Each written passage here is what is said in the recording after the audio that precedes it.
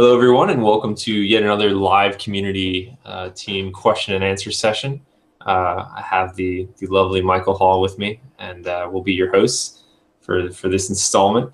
If you're watching us live but want to join in and ask a question, go to ubuntuonair.com, and you get a lovely chat box right below this window, and it'll connect you up to IRC where you can ask any questions that you'd like. Alternatively, you can just direct your IRC client to #ubuntu-on-air on Freenode, and you can find us there and ask questions. So Mike, is there, before we get started with the questions, is there anything you want to sort of highlight or talk about? What's happening in Ubuntu this week? I'm not sure what's happening in Ubuntu this week. I've been working on some changes to the developer portal, but those haven't gone live yet. We did have a blog post up. Jean Bohr posted a blog today about adding theming support to your app, which is something that a lot of us have started doing on our own, so it's nice to get some really good guidance from one of the Toolkit developers. And that's over on developer.ubuntu.com/blog. You can find it there. So we're talking about developer.ubuntu.com. I just helped push out a big quality update, which is always near and dear to my heart. So if you're an app developer and you've always been curious about writing QML tests, there is now 2 new tutorials talking about writing QML tests. So you'll find those under apps and the quality section. So check those out if you're interested. I think the other exciting bit of news is that the BQ phones are actually shipping this week as well. Isn't that correct, Mike? I think it's this Friday? According to BQ, they're going to ship on the 20th. So yeah, this Friday. Right. So for all those folks who have managed to snag a phone in one of those flash sales, coming very, very soon. Very exciting stuff. So yeah, like I said, feel free to ask your questions. We'll just sort of take them in the order that you ask. And of course, if you don't ask any questions, then this makes our job easy. You either get to listen to us ramble or end early. So it looks like we might have an issue with the web page. Just a second, the video was not displaying. Oh, there we go. All right.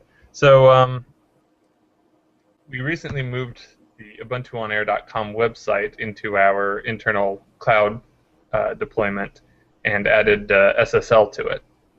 So now if you go there, you should be directed to HTTPS for ubuntuonair.com. However, the embedded link that we had to YouTube was still using a regular HTTP link, which, at least for me in Chrome, was being blocked because of that. So I have just updated the page. If you were trying to find the video and couldn't before, well, I guess you're not hearing me say this, so I'll type in IRC.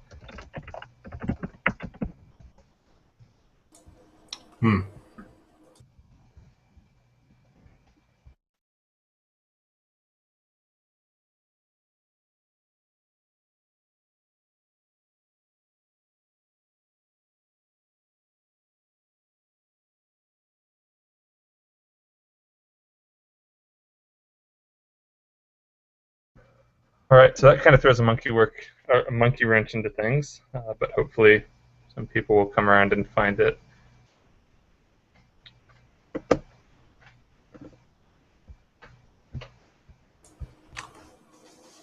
Yeah, I think some folks are starting to connect.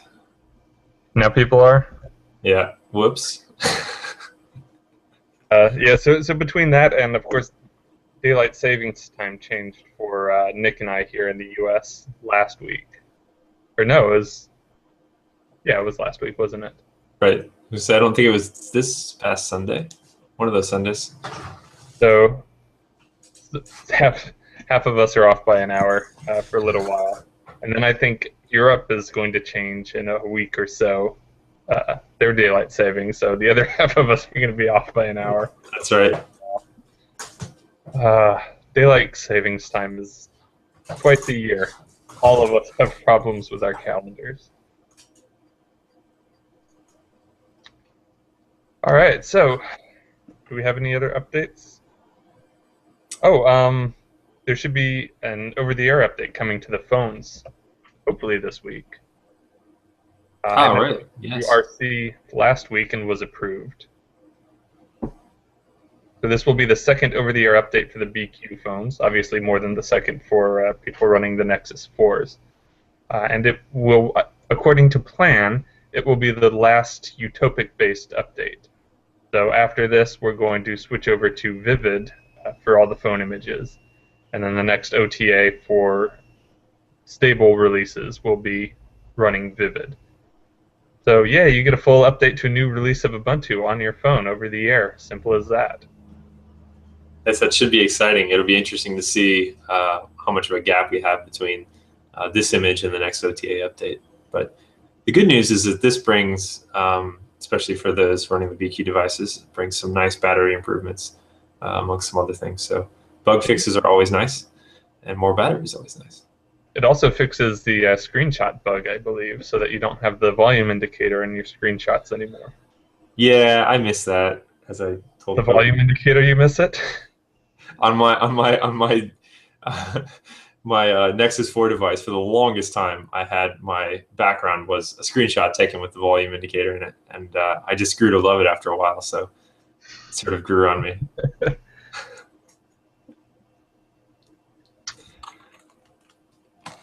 So this goes to show the way we've structured our images and the way we do updates, so that we can send out updates to all of our phones. So the Nexus 4 and the BQ will both be getting updates at just about the same time, depending on when they go through their QA process and get approved. But they're both coming from us here at Canonical, so we can deliver updates timely. We can get you to the latest version of Ubuntu all the time. We're not going to have the version fragmentation issues that Android suffers from currently. So that's exciting. We're all looking forward to that. This is actually going to be my second Ubuntu release update on the phone. I think I got a standard update to go from Trusty to Utopic a while back.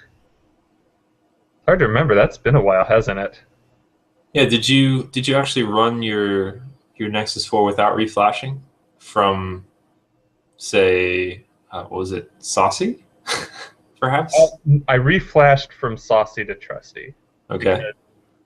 When I installed it on the specific Saucy channel. And I think when I went to Trusty, I switched to the Devel channel, which is an alias. So for Trusty's cycle, it was pointing to Trusty, but then when we switched over to Utopic, the Devel channel pointed to Utopic. And I think I just got one big update to make the jump to that.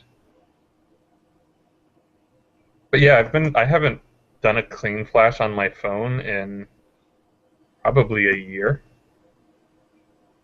It's been a really long time. Wow. That must be nice. I'm going to try and stop doing that now. So Clean flashing.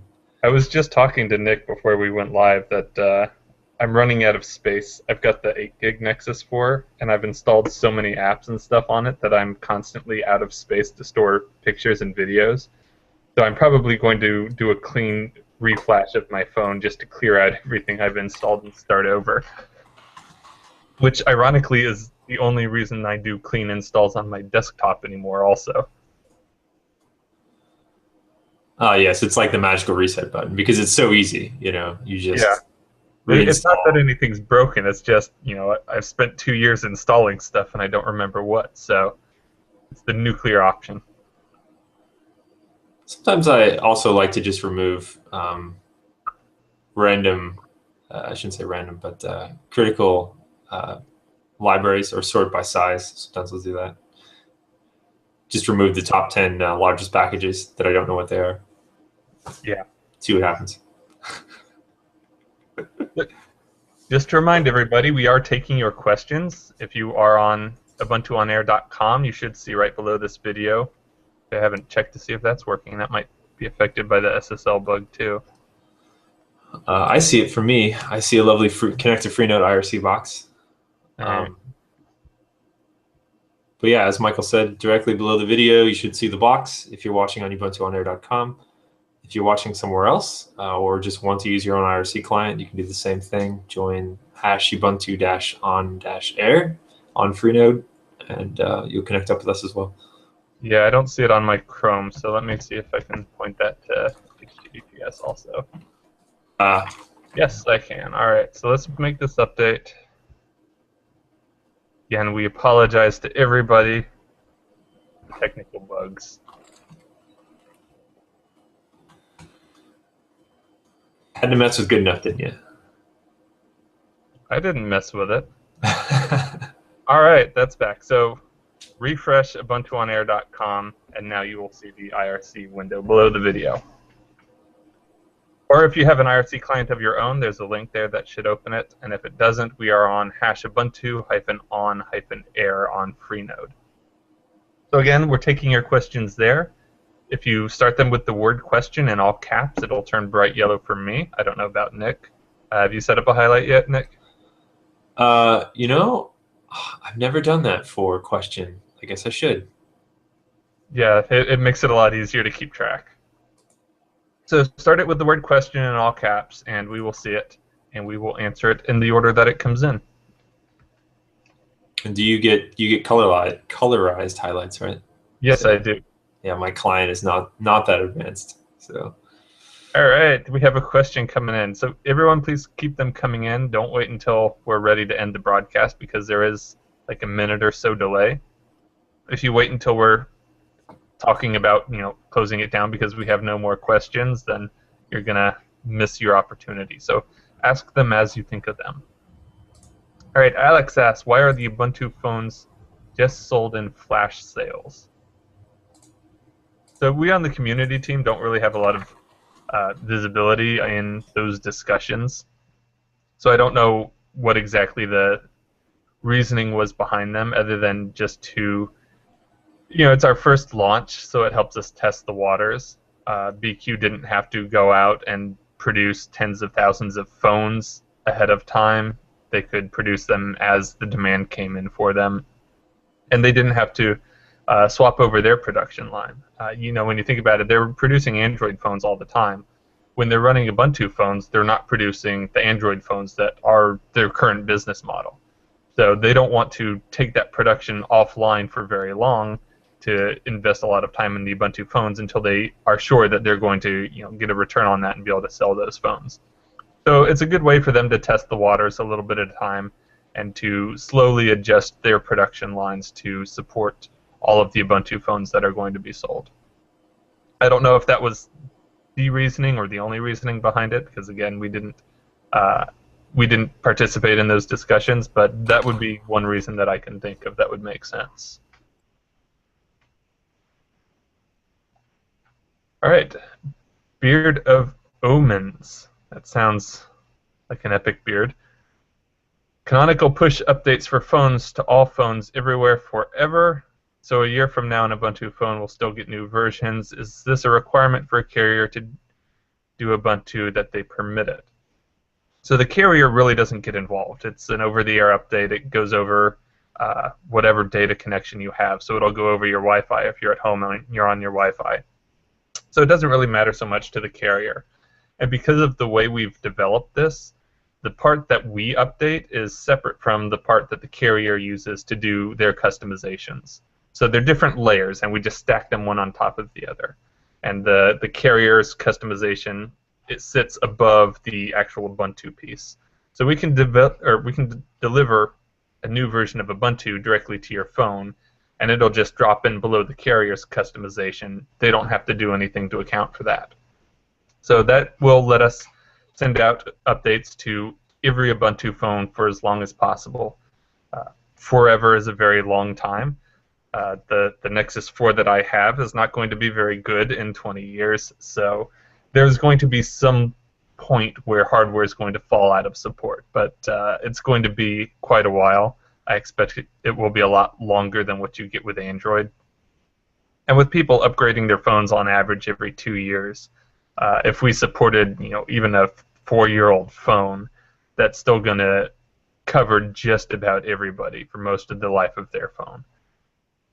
So in practical terms, yes, Canonical will push out updates to all the phones forever, or as long as possible anyway.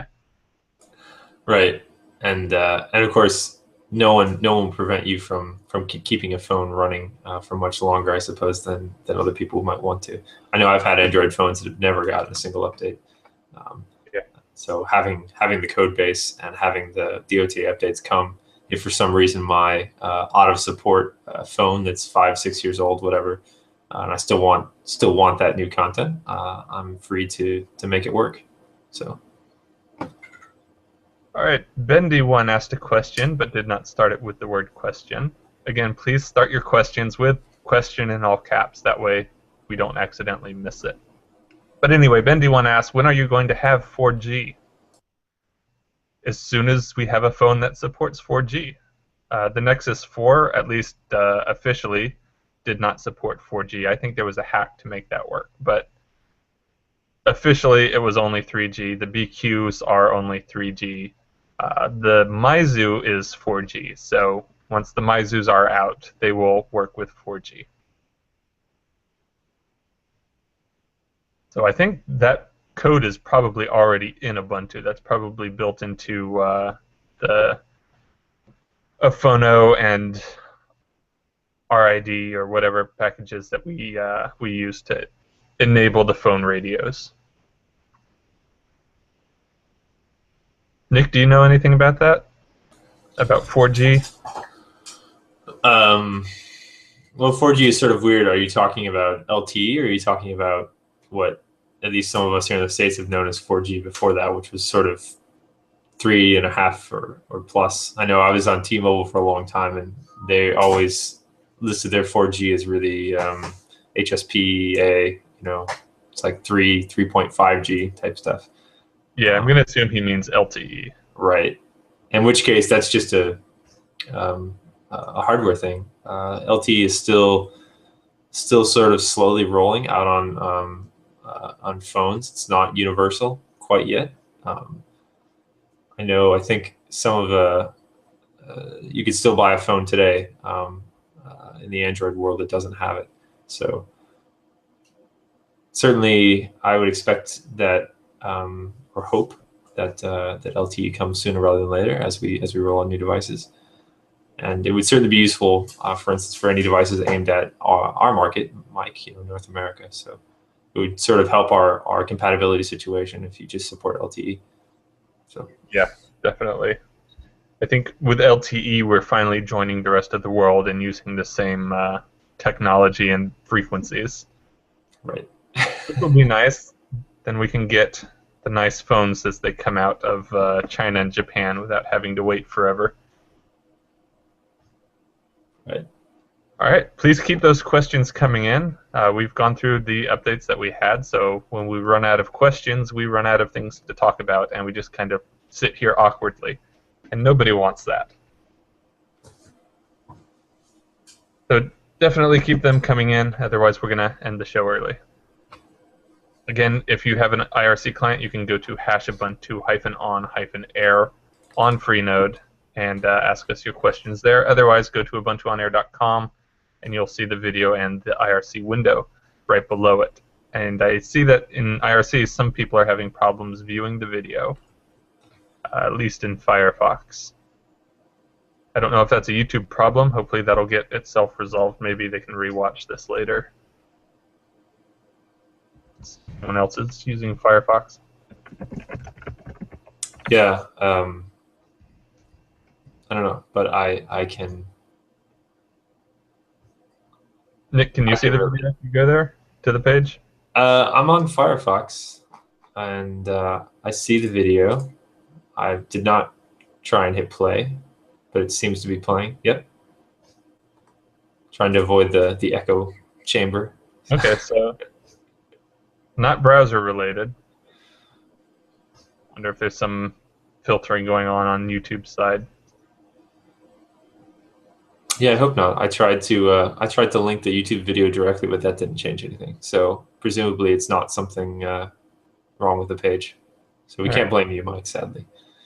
All right. Mason says he can see it on Firefox, so that's 2 confirmations that it works in Firefox.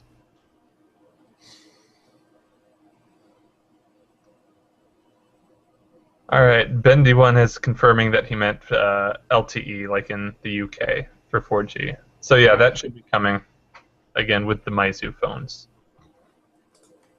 Yes, Meizu certainly has it. All the European frequencies. It's just, as Michael said, us USers that sort of like to be special. So yeah, that's still a question mark.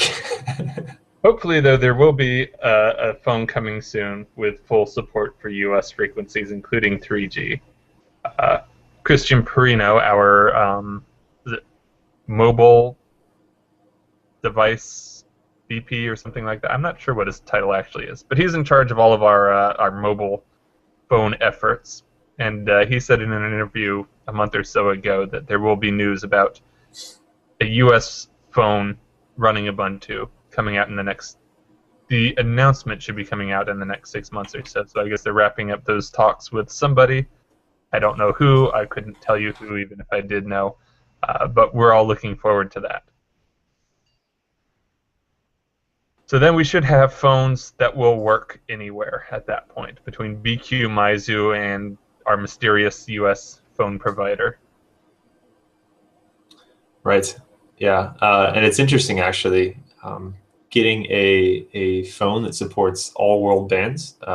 Just any phone running any OS is still somewhat of a challenge. So it'll be interesting to see how much that changes if hardware manufacturers start releasing and are able to release and license an LTE radio that can actually communicate on all those different frequencies. So it would be cool to have a world phone. Speaking of, we have actually got some ports going on that we can talk about. We had a new porting guide written by David Calais to kind of update the old one that was there that had really become useless because it was so old. So he wrote a new porting guide, and we've got some new phones coming out. I know the OnePlus One, which a lot of people were excited about, has a port going on. There was a Sony, I think, that had a port. We need to find that spreadsheet that Alan made. Nick, do you know where that is? Yeah, I was thinking the same thing. Alan Pope has made a lovely spreadsheet for those of us who are visually oriented like myself, and it shows you nice little red and green and yellow boxes. Brilliant. Mike's just asking Pokey. That's the way to go. I don't know where it is. Yeah. He's sprinting right now in London, so I don't know if he's going to be immediately available on IRC or not. True. But he's got a spreadsheet that's open to people to contribute to as they work on phone ports. So he's got, I think there's 2 or 3 new ones that have come up. Hopefully he'll respond with that link soon. In the meantime, the best asks what we think about the Ubu tab. Now, I just wanted to start out by saying that this is not something that Canonical has been involved in. It's perfectly fine if somebody wants to ship a device with Ubuntu. Obviously, it's open source. If they want to use our archives and servers, then there's agreements that they can have with us to do that. So happy to have devices being made with Ubuntu on it, but this is not something that we're actively working with them on like we are with BQ and Meizu.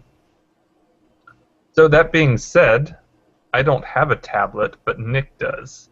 Nick's got a Nexus 7. So Nick, how is our... I know our tablet interface has been kind of sitting in the back getting updates as available, but all of our focus has been on phone. How is the tablet experience currently? My Nexus 7 is not at my desk, along with everything else, surprisingly. But for the moment, it's very similar to what you see on the phones. Although obviously that may change as time goes on.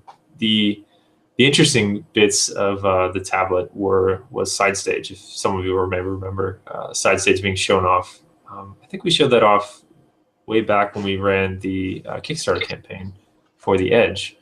Yeah, that was part of the original mock-ups. Right, the original mock-ups. The idea with side stage basically being that you would have a tablet, and at the time we showed this on a Nexus 10. You'd have a tablet, and here's your screen, and then you could run sort of a phone app or any app that wants to sort of be in mini mode on the side, and then your main application window off to the left. So it was sort of an interesting multitasking, and one of the sort of really useful ways I saw that as being useful, I should say, is having like a browser window and a calculator sort of utility app, or having like a phone call going on with VoIP and doing something else on the tablet, watching a video, whatever. So the Nexus 7 doesn't really lend itself all that much to such a thing, because the screen is of course 7 inches, not 10 inches. And so splitting it up makes it a little more interesting. So I think tablets have definitely changed since we sort of announced those initial mock-ups and our vision for what Ubuntu looks like in those spaces. So it'll be interesting what actually happens with tablet mode. One of the nice things you do get is it's a larger screen, and you get a larger layout for apps that support it that'll go into tablet mode. So for instance, the file manager is much nicer to use. I also find the terminal much nicer and easier to use on the tablet as opposed to the phone. So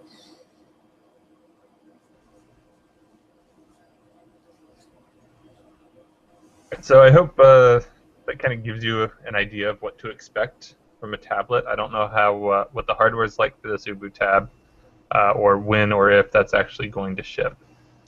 Is it? Yeah, I was to say, I don't know if it's x86 either. The most interesting thing now with the tablet is doing, I think, a little bit of what they've shown is having the Bluetooth keyboard and combining it and using it more like a desktop. Yeah, I think that's probably the more compelling use case at the time. But that's sort of been the shift in tablets. So Will Cook produced a video just before MWC showing this off. They've got, in development branches anyway, of Unity 8, they have it where when you connect a wireless Bluetooth mouse or keyboard, it'll automatically shift from being a tablet interface to being a desktop interface. So if you go search for Will Cook on Google+, and you'll find his profile, and somewhere in there he's got a link to that video. I don't have the direct link to the video itself handy, but it's really cool. It was amazing to watch, and I know they were showing this off at MWC, so anyone who got to go actually see the Ubuntu booth at MWC. Oh, thanks. Balloon's got a link to Will's site there. So anyone who got to go to MWC was able to see it and play with it in person. I saw some people reacting to it on social media. Everyone's really excited about this. This is what we've been building towards for 2.5 years now. More than that, if you go back to the very beginning of Unity, it was designed to do this. So really, 5 years now, we've been working towards this, and we're starting to see it all come together. That's really, really exciting. So yeah, that'll be the compelling feature, I think, for tablets and convertibles. Right. So at least for me, I would agree. Having sort of a mini desktop right in my hands. Right. So Alan has come in and posted the link to his spreadsheet on the IRC channel. So if you go there, you can open that up and see there's several devices listed right now. And he says that he is happy to give edit permissions to the spreadsheet to anyone in the community who is actively maintaining a port. So if you are a porter and you have a device that you're working on, contact Popey on IRC, and he will get you access to update this so that everybody knows the status. All right, we had a couple more questions come in. Let me scroll back to them. I think next is Chia Samurai, and they ask, is there any approach on porting WhatsApp to Ubuntu to Touch?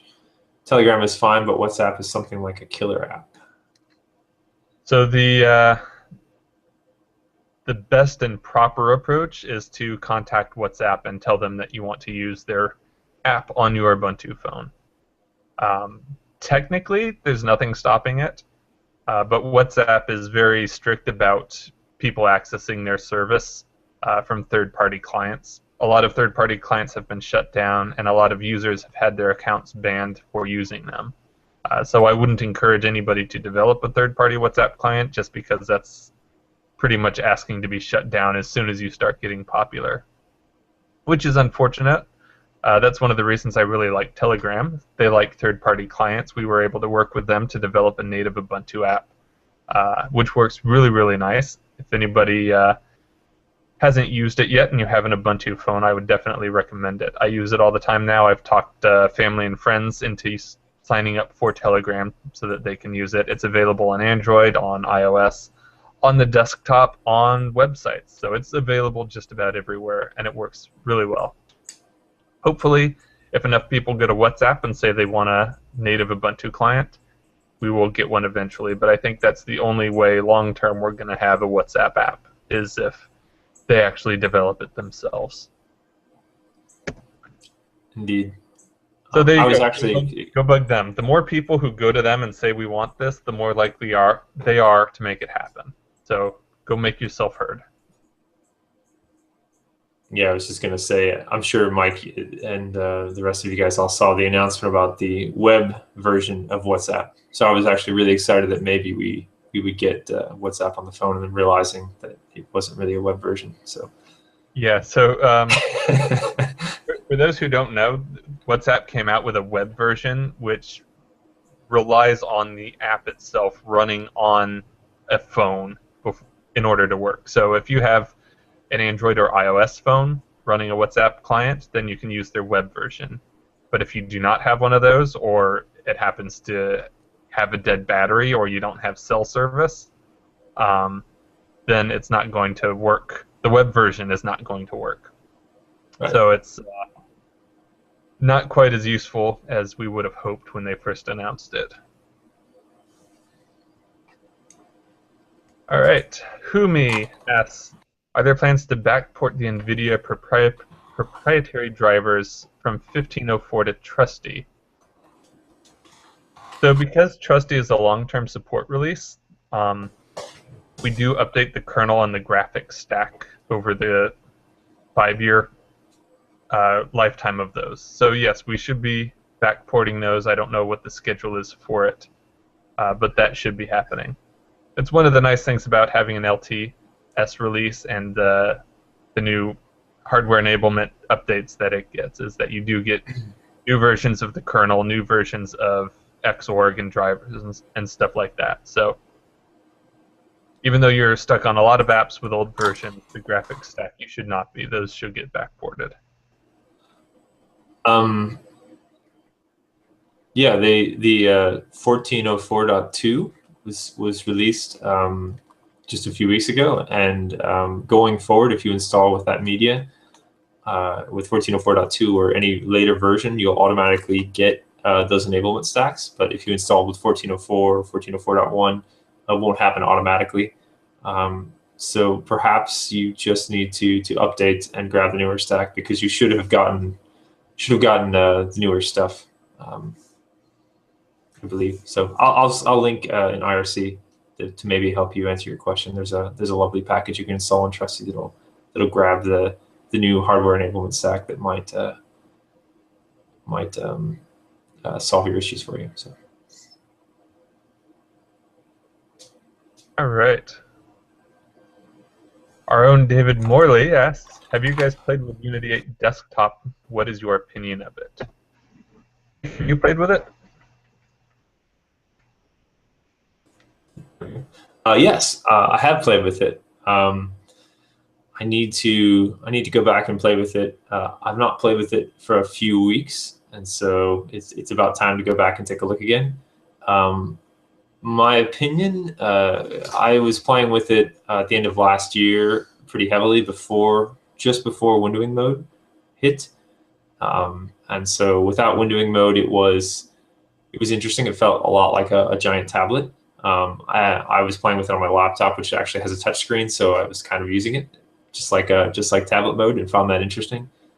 Since then, you have sort of basic windowing support enabled and some other fun things. Basically, if you've seen Will Cook's video, as Michael alluded to earlier, with the whole convergence thing, you can see that they're now playing around with a lot of XMirror clients and running full desktop X11 applications. And so if you sort of glue all those things together, it sort of makes a really interesting desktop. I preferred the desktop over the Unity 7 desktop. I think the piece that I was missing was really being able to run my traditional X applications. But my fingers crossed, I'm still hoping to actually have it as my default desktop at some point this cycle. we're only about a month away, so maybe I won't quite realize that dream, but certainly before summer, I hope I can make that happen. So that's sort of a personal goal for me. The only thing that I'm really require, I suppose, is the traditional browser on the desktop. The terminal, the Ubuntu terminal app is quite nice. The file manager works for me. We have IRC client. Just need a browser. So. Yeah, the last time I played with it was right after they enabled windowing mode. And actually, my laptop doesn't have a touchscreen, so I commandeered my wife's laptop, which does, and just booted it from the Unity Next ISO on a USB stick. And it booted remarkably fast. I was surprised at that. And everything just worked. The touchscreen was working right out of the box. Everything,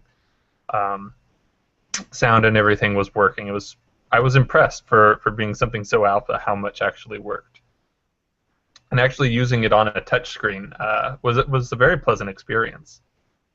My biggest hang-up, again, was like Nick, I needed the X11 or the Xmirror support for legacy apps that aren't working natively on Mirror yet. Although this was before all the GTK stuff landed, so there may be less need for Xmirror than there used to be. My biggest issue with using it as kind of a daily driver is that it doesn't have the keyboard shortcuts. And I've become so dependent on Unity 7's keyboard shortcuts that I don't think I could use anything else right now. So as soon as Unity 8 gets those, I can probably switch to that and make that my daily driver. And like Nick, I do plan on doing that just as soon as possible so that we can all dog food that. And I'm hoping also sometime maybe this summer or early fall, sometime in the 15.10 release cycle, that I'll be able to do that. Yeah, I think when I adopt it, I will definitely miss window snapping and arrangement. I use that a lot. So the advanced window management features won't be in the first release, or I shouldn't say the first release, but the first versions of Unity 8 that I use most assuredly. So that will be one thing that I'm willing to give up in the interim. So yeah, but development on that is moving along really quickly these days, and you can be a part of that if you're interested. You don't have to be a super hacker or C coder to do this. A lot of it is written in QML and JavaScript, just like our apps are. So if you go over to unity.ubuntu.com, there's links there to figure out how to contribute to Unity 8, and that'll walk you through getting the code and building it and running it locally. I know we've got several people in the community who have been hacking on it and posting videos on Google+.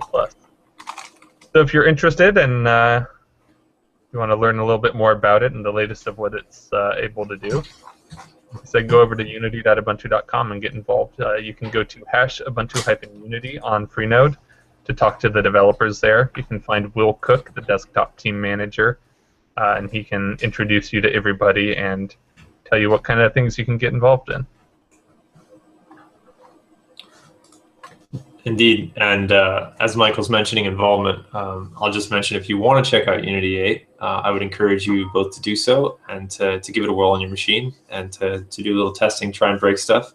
Hopefully that'll get harder and harder to do as time goes on. But there's a lovely link on IRC to the Unity 8 desktop page on the Ubuntu Wiki, which gives you several options, one of which is an image. You can also run an LXC container.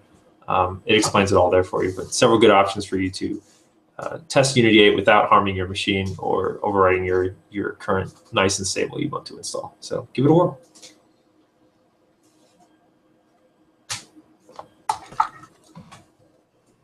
All right. So where were we?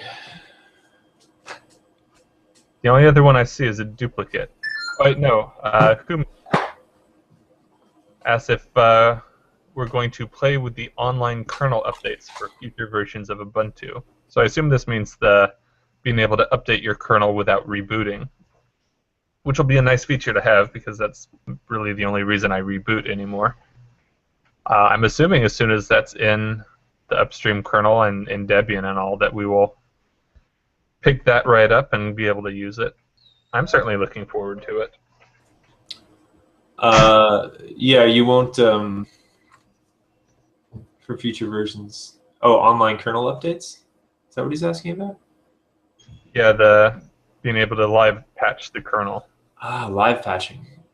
Yes. I'm assuming that's what he means by that anyway. Yes, live patching. I remember when Ksplice first came out with that so long ago, and so now it's nice to see a sort of open source friendly version land in the kernel. We won't get the 4.x kernel for Vivid, but yeah, that will be sort of fun to play with next cycle. I think that's probably a question better directed directly at the kernel guys to see what their plans might be for how kernel updates might play out in the future. On the desktop, though, I suspect for the most part things might remain the same. Online kernel updates is generally more directed at servers, but it'd be interesting to see. I think it would apply to desktops too, just as much. I mean, I've got a laptop and I suspend it all the time. I guess maybe desktops you're more likely to shut down instead of suspend, but for laptops, I'll go months between an actual reboot. Right. I'll as go I said, it's before a reboot when it's telling me every day that I should reboot to finish applying the update that I did. So yeah, being able to avoid that, I'm looking forward to. so I just typed uptime into my desktop to see. Type uptime on your laptop. How long has it been running, Mike? Mine has been running for 5 days because I took it with me on vacation and drained the battery in a hotel room. Oh, nice. That's the last time that I rebooted was because of that. Nice. I have 3 days on my desktop at the moment, interestingly enough. But yeah, the online kernel patching, though, the idea is that in the desktop world, you're not you don't loathe a actual shutdown and reboot process versus on a server, it's not something you want to do.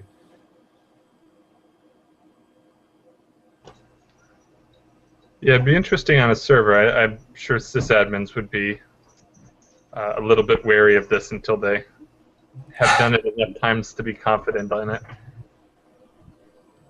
Sure. Questions? Any other questions? I have not seen any more come in. So I'm going to give the obligatory shout-outs for Jose. And in the meantime, go ahead and get any last questions in. If no more come in the next minute or so, we'll go ahead and wrap this up. Adnan's posted his uptime, 69 days, 2 hours and 29 minutes. Not bad. Wow, look at that load average. Crazy. What are you... And he's hammering that. Yeah. Wow, yeah. You know that it's probably watching the video. I'll bet that's what it is. Right, it's true. All right, so if you want to follow these updates, we do them every week at roughly the same time. Again, for those of you who weren't here at the beginning, the daylight savings time changes have thrown us off a little bit today. But they're usually at the same time, more or less, every Tuesday. Sometimes it's Nick and I, sometimes it's David and Daniel, or Alan, or some combination of us. Somebody from the community team will be on doing this. We take any and all questions every week, so if you don't get yours answered this week, or you think of something after this video is done, save it for next week. You can ask them then, or you can find us online anytime. You can follow us on ubuntuonair.com, on Twitter at ubuntuonair, and also on YouTube at ubuntuonair. Also on YouTube, you can go back and you can rewatch all of these, as well as a bunch of other different videos that we've recorded over the years, all archived there. So follow us on YouTube, follow us on Twitter. Come back next week with more questions. And I finished my spiel, and there's no more questions, so I guess we'll go ahead and wrap this up. For sure. As we mentioned at the beginning of the broadcast, those of you who ordered BQ phones, enjoy them when you get them, hopefully later this week. And post pictures when you get them. We all want to see. I know Nick's got a BQ, but I don't, so I want to see pictures of them as they come in, especially the people who ordered on the first round, I hear, are getting one of those nice custom covers that have the circle cut out of the middle for the infographic. So yeah, when you get your phones in, definitely take pictures of them and post them everywhere. We're excited to see. Indeed. Okay, thanks guys. Thanks everyone for watching, and we'll see you all next week. All right, take care everyone. Bye.